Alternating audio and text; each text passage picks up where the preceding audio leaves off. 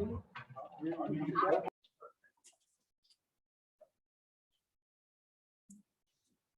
good afternoon. And before I introduce the mayor, we do have a guest, Lucia Randall, who's Director of Marketing Communication. I don't know what your title is, Lucia.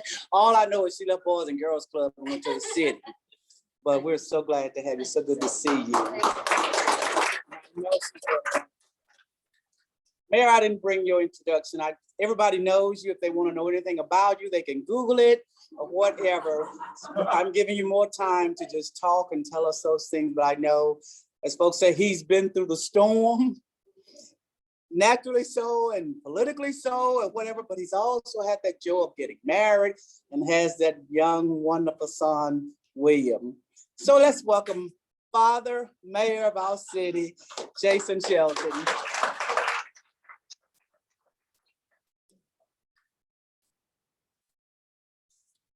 Thank you, Zell. Thank you so much. And thank you everyone here for allowing me the opportunity, am I close enough, allowing me the opportunity to be here as I finish my tenure as mayor. I've been mayor for 8 years, COVID last year. So been mayor 8 years and at least 7 of them were good. I don't think anybody had a great year last year. It was pretty tough, but now this is not an opportunity for applause, but we got 52 days left, and I'm counting them down and look forward to getting back in private practice and private community here in the city of Tupelo.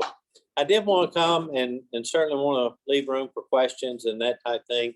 Lucia is our communications director, and she's worked hard. The State of the City speech is this coming Monday, so this is a little bit of an abbreviated State of the City presentation. I'm trying to get it down to 30 minutes. So we're not quite there yet. So I'm not gonna try to give that. I'll just sort of do an outline or an abbreviated version. But I do want to answer questions. And if you have any questions about anything, I will be glad to try to address that. It truly, again, has been an honor to serve as mayor. We have, and I'm going to go back through some of the challenges as, kind of the state of the city now. Sort of have to look back on where we've been, what we've been through to see where we're at now. But we're, as far as the state of the city, I think we're doing as well as we possibly can, all things considered, with global pandemic. If you've heard me speak before, this is the first time I speak that I don't get to say another consecutive year of record-breaking economic success. We had, is that better? I think, is that a little better? Yeah. Okay. The first 7 years, we were lucky, kind of come out of the Great Recession, able to have my first 7 years record-breaking economic success. The 8th, though, is something that I'm really proud of. COVID-19 was such a difficult year for us all, but we missed having another record economic year by less than 1%. So as far as our local economy, it's still very strong, still going strong, and it should be on the road for recovery. As far as the things that we've been through, just sort of a recap. Of course, Sergeant Stauffer being murdered at Crosstown, that led to a national manhunt. Since then, we've had 3 presidential disaster declarations that impacted the city of Tupelo. So, it's extremely rare to get a presidential disaster declaration. We've kind of gone through 3 of them in the last 8 years. We've had 3, including this past Monday, 3 graded tornadoes hit the city of Tupelo in the last 8 years. We've had the ice storms and winter weather events, and then of course the periods of civil unrest. We had at least 3 different times where there was a significant amount of civil unrest in the city of Tupelo, and that's all before you get to COVID-19. And so you put COVID-19 on that. Our city has faced some challenges. As mayor, I don't mind telling you, it has not always been fun, but I have, again, appreciated the opportunity to serve the only city this is the only place I've ever lived. You know, I went to Mississippi State, Ole Miss for law school, but I've never lived anywhere else. So I'm proud to be an opportunity through these hardships to be able to serve our city. And so that's the bad. So start with the bad and then get to the good. The good news is through all of those challenges, we have seen what the people in this room truly embody. You know, this Tupelo spirit remains strong. We have remained close-knit as a community, and been very proud of how our people have responded to the crisis situations. As far as the finances of the city of Tupelo, that's one thing that I'm most proud of as mayor, the financial stewardship of our city council and our administration over the past 8 years. When we started in 2013, we had $18.5 million in the city's rainy day or reserve fund. And today we have $18.5 million in the city's reserve fund. We started with the best bond rating in the state of Mississippi, and we end with the best bond rating in the state of Mississippi. One thing when I ran, I'm sure everybody misses getting flyers in the mail from me this year, campaign literature and stuff. But one thing that I was very proud of in the 2017 campaign, at that point in our tenure, we had actually reduced the overall debt in the city of Tupelo by about $8 million. So, you know, you rarely see a city or municipal or state, certainly not the federal government, actually reduce debt. We were able to do that by 2017, reduce about $8 million of city debt. Since 2017 until now, including the $15 million Bancorp South Arena expansion project, including the cost of paying for Bel Air, including the cost of paying for the new fire station #2. In the last 4 years, we've issued about $45 million worth of bonds. And that's a lot, but we paid down enough to where from 2013 until now, the debt of the city of Tupelo has increased by $7 million. And had we not done the Bancorp South expansion and renovation, we would still be down in overall debt from when we started. So those are things that I'm very proud of as our administration. We have a fantastic team in place in the city of Tupelo. We have done some great things, and of course, the economy. You know, the mayor has a significant impact on things in the city of Tupelo, but obviously, the people in this room know that the mayor doesn't make the economy, you know, click. That's our business owners, that's our business community, economic development engines. But as mayor, you do get to partner to make developments happen. You know, provide the incentives like the new developments we see downtown to see all of these great projects happen in the city of Tupelo.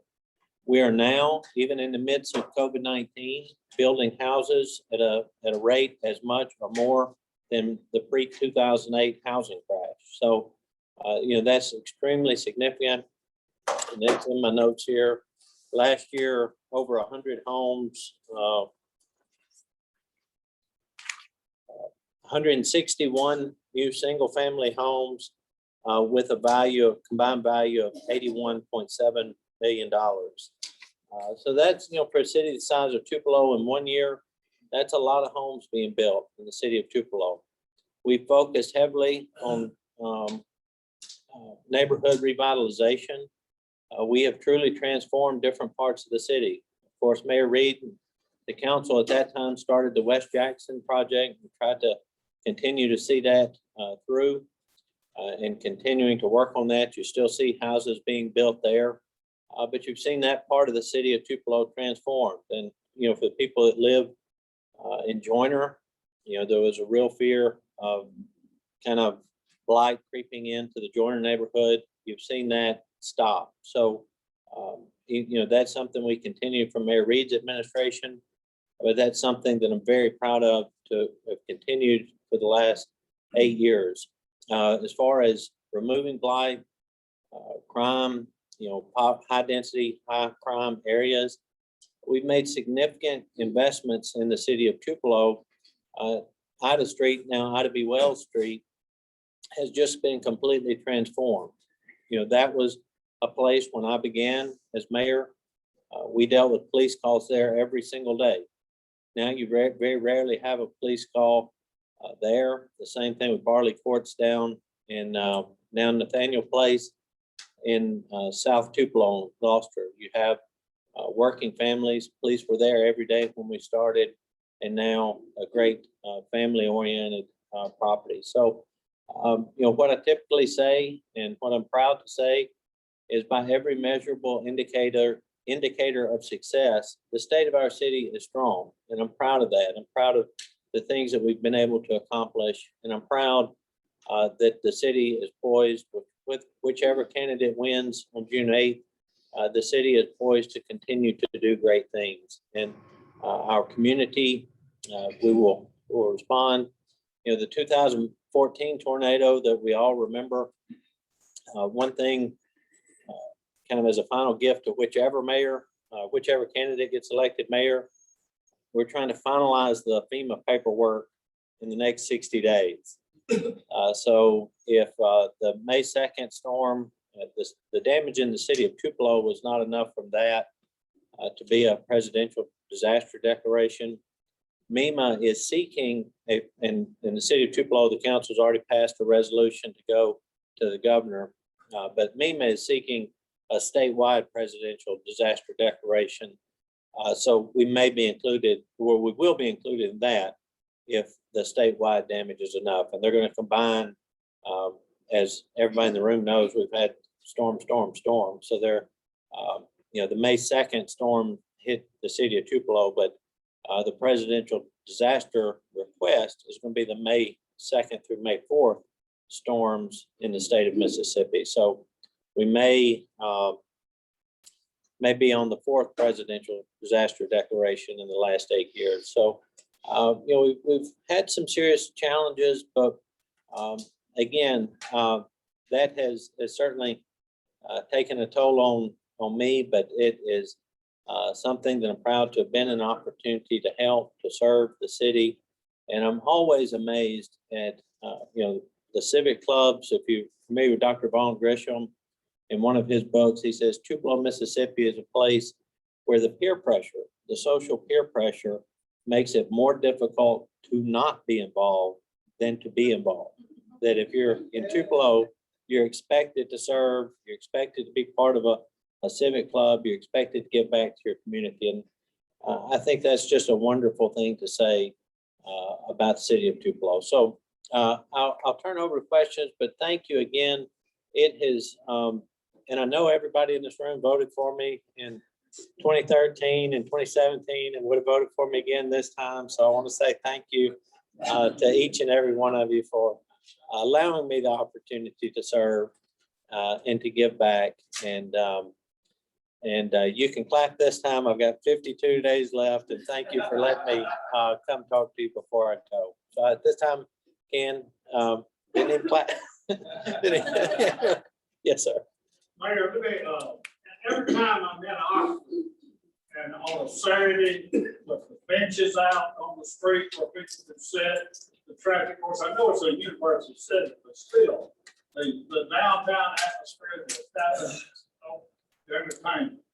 In the last few years, people, I think, has made some strides in that same area, and obviously the Fair Park in downtown. How do you see, how can the city help encourage and broaden that? Because I think that's a win-win for everybody. Absolutely. You know, it's funny. I've actually had the conversation with the comparison to Oxford and Tupelo before, and Mayor Tannehill, she has more of a job of trying to tamper it down, you know, get a hold on the nightlife over there, and we're trying to build it up and say, no, go get a beer, on, you know, go do whatever. COVID, you know, had a huge impact on that. So CVB, we had, before the New Year's Eve party celebration downtown, we had budgeted $150,000 for events, not just downtown, but mainly would have been downtown. If you haven't seen the alleyways, go take a look at the alleyways, like by the Gumtree Art Museum, behind Nautical Whimsy, beside Vanelli's there. all of those behind the Gum Tree Museum, all the alleyways are being renovated where the restaurants will eventually be able to put tables and we'll have lights and probably cameras and stuff like that.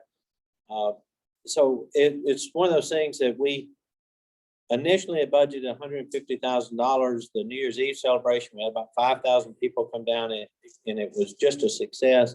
And the city council added about another $100,000, excuse me, dollars for promoting the sesquicentennial. I can't say the word, but for last year, and all that got wiped out for COVID. But downtown is poised to become a destination. Debbie Brangenberg has, for 30 years, really worked hard.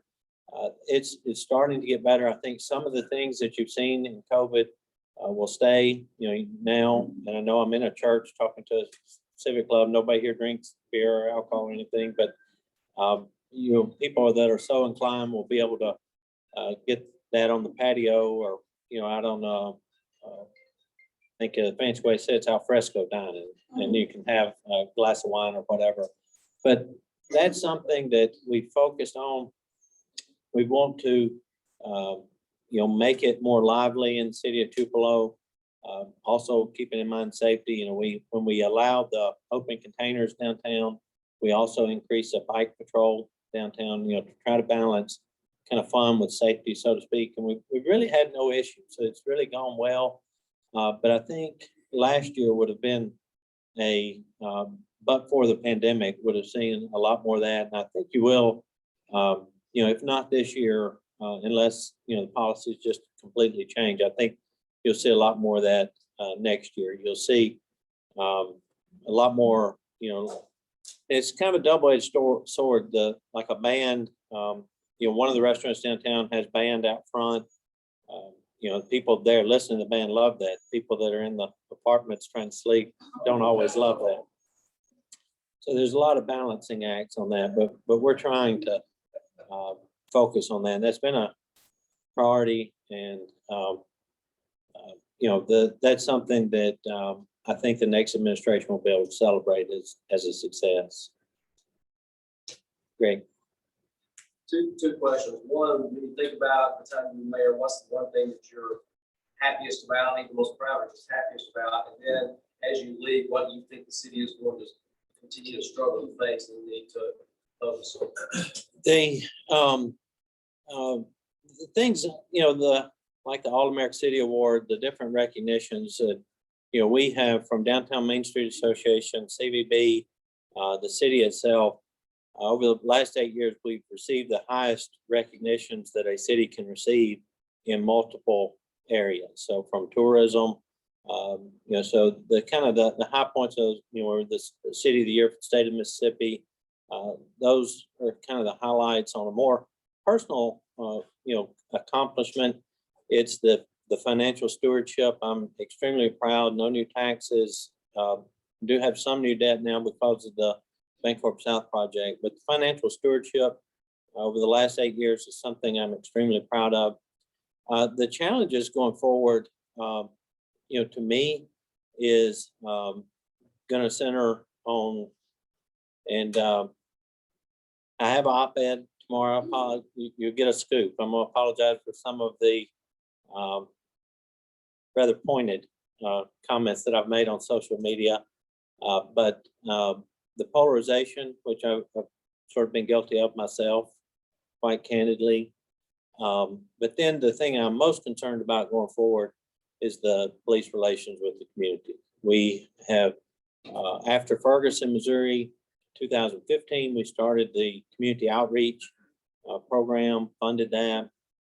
After 2016, we hired a full-time director, did the police advisory board. You see, is it Elizabethtown, wherever in North Carolina, New Elizabethtown, but wherever they're having the situation right now, we've seen, of course, with George Floyd, that is, if not handled right, going to be a catastrophe when, if another incident happens here, and the mayor has to have relationships in the community to go talk to the community leaders and try to tamper down the emotions best you can. We were extremely close in 2016 to having true violence in the city of Tupelo. We had Governor Bryant sent in, I think, about 70 highway patrol that were actually stationed in City Hall and different places around the city. FBI, ATF, U.S. Marshals were all here in different parts all through the city. So it was a very scary situation, but that's my biggest fear of how those situations are handled in the future. And it's one that you just hope and pray we don't have. I know a lot of people are critical of me suspending the 2 officers for violating the body camera policy, but I quite candidly was not really worried if I hurt myself politically or if I hurt officers' feelings or whatever. They violated the policies. My immediate thought is, we're gonna have marches in downtown Tupelo tomorrow, and I want to, get a control on that as best I could. So that's my biggest concern going forward is the just how much of a sort of a powder keg that situation is, and that's not just here in Tupelo. That's all over the country. So how active will you be once you're out of the mayor's office, being involved in politics? I think one of the candidates would probably want me to be more involved than the other one. So I don't know. I certainly would be glad to serve.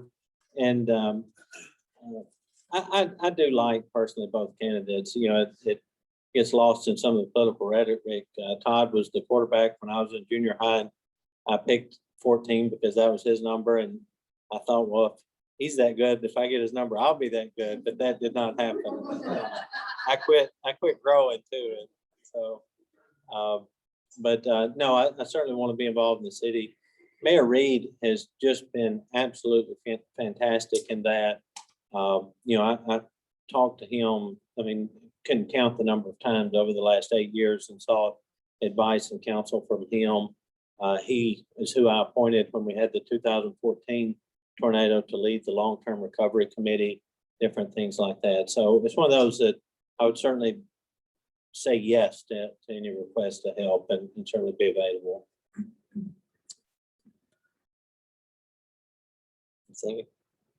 All right, maybe it's time to go. Well, thank you again so much for allowing me the honor to be here. Thank you for all you do for our community. Jesse's not here. But I know the Rotary Club's involved with 10 for Tupelo, Keep Tupelo Beautiful. I want to please thank him again when you see him. Those type of events, they help the city of Tupelo. They are an embodiment of what we call the Tupelo spirit, that our civic pride that makes us so special as a city. And proud to be here with you today. Keep doing good things for the community. And Bill, when after July 1st, I'll meet you downtown for a drink on July 2nd at one of the patios there. So thanks, y'all. Thank you so much for having me. Yeah.